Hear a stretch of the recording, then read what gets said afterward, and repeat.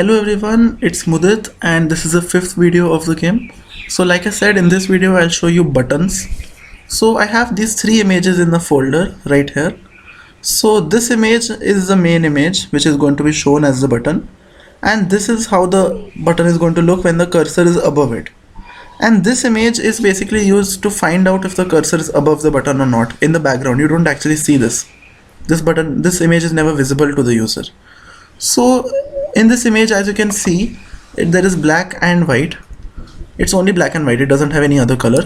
So at the place of the cursor, if the color is black, that means it's not on the button, and if the color is white, means it's on the button.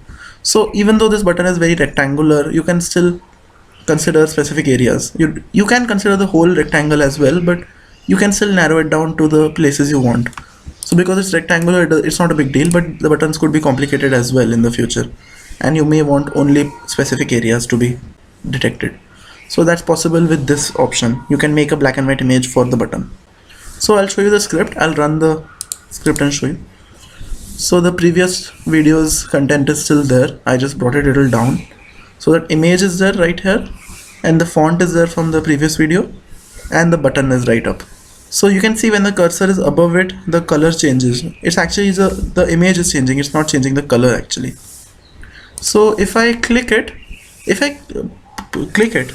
it becomes bigger, but if I release it, then it shows button clicked right here, as you can see. So I just told it to display the text. I didn't tell it to do anything else. That's why it's just doing this much, but you can obviously add more features when it's clicked.